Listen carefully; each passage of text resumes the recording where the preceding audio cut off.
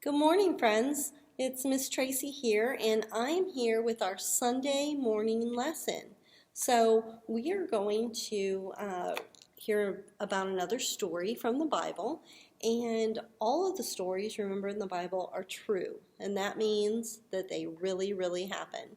So, this is a story, and it comes from the book of Second Kings chapter 5, all right? And the title of this story is called The Little Servant Girl and the Proud General.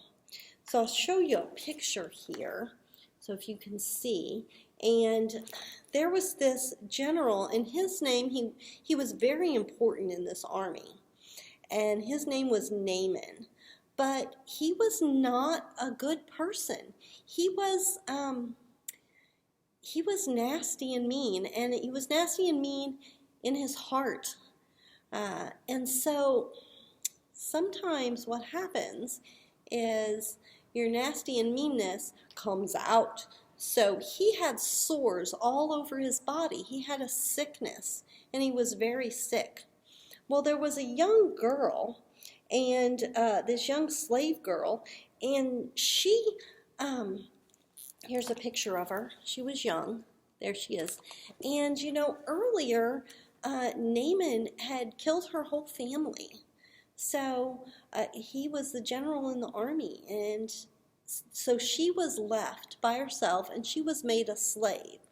Well, she worked for one of Naaman's wives. So she was helpful and helped Naaman's wife. Well, this girl, this young girl, she had a forgiving heart, and she decided that she could help Naaman. She knew that Naaman had these sores all over him, and the sores were just like really bad. They would end up killing him, and pieces of him would fall off. It was just really, really, really bad. And so this young servant girl, she told Naaman's wife, she said, hey, I know somebody that can heal him, that can fix him. Well, Naaman's wife told Naaman, and Naaman was like, fine, I'll go. Well, he was supposed to go and see Elisha. Elisha is a prophet. So Elisha was a man of God. He knew God, and he would get visions. He would know what God wanted him to say, and he would be able to explain people what God was trying to say when things happened. Kind of like a pastor or preacher. So he's kind of like that. Well, Elisha, but even better. So here he's supposed to go see Elisha. But what Naaman does instead, Naaman was proud. Do you know what that means, to be proud? Well, for Naaman, that meant that he thought that he was really better than everybody else. He thought, I am so important, and I am better than everyone. And so you know what he did? So instead of going to see the prophet, he's like, I'm going to go see this king, and this king will heal me. Well, he went to the king, and the king tore his robes and cried out and said, who am I? I'm not God. I can't heal you. I can't do that. I can't raise people from the dead, and I can't heal them. Well, Elisha heard about this, so he sent a messenger to Naaman, and he told Naaman to come and see him. So Naaman's servants, they were like, you're being so proud. Maybe you should just, listen to them. You want to be healed, don't you? And he's like, well, yeah. And so they're like, just go in and see this Elisha. So he goes to see Elisha. Well, when he gets there, Elisha doesn't even come out to see him. See, God's always got a plan.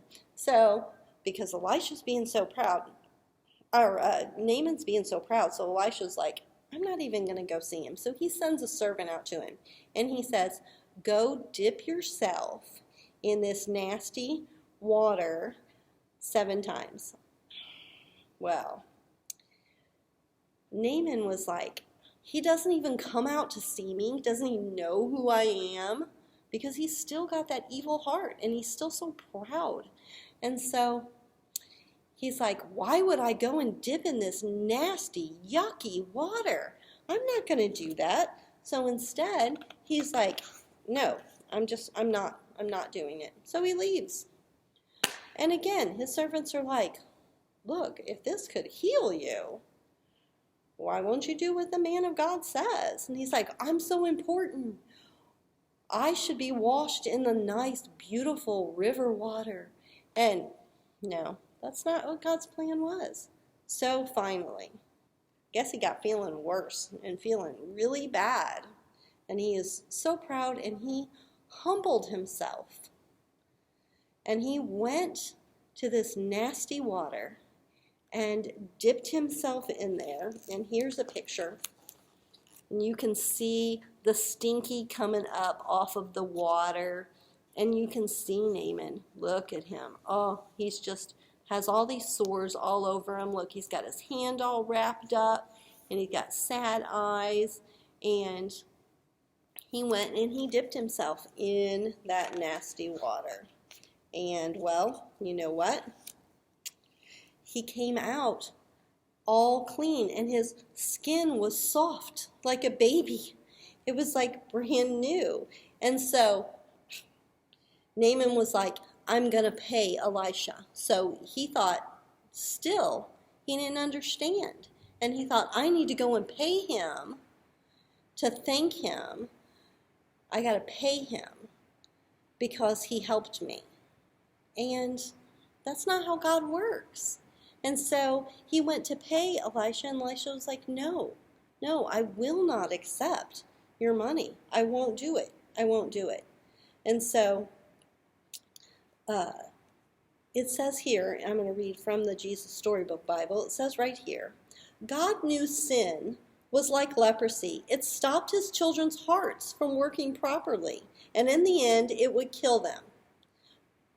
That's what happened. So it was nasty. Well, years later, God was going to send another servant to forgive, as this young servant girl did, okay? To forgive all of God's children. That's me and you. And to heal their terrible sickness in their hearts. Their hearts were broken, but God can mend broken hearts. So do you have a broken heart today? Do you feel sad and hopeless? You know what? There is hope. There's hope in Jesus, okay? So right here, that's what God's word is talking about. God sends Jesus to save his people, to save us, and to heal our nasty hearts. Because sometimes we can act proud, and sometimes we need to be humbled and realize that we're not all that big. We're not all big stuff, okay? We've got to think about that and know that Jesus is the one that can heal us. Well, I hope that you understood this lesson, and I hope that you have the Jesus Storybook Bible and that you as a family are reading through this. If not, I am working on recording the lessons so that you can go back and listen to them if you'd like. Be a good story to listen to before you go to bed. That'd be great. Well, I hope to see you all here Sunday, and I hope to see you next Sunday if you can't be here this Sunday. Remember to bring your mask, and remember to bring some canned goods so we can put some feathers on Tom, our turkey. Well, hope to see you all soon. Love you. Bye-bye.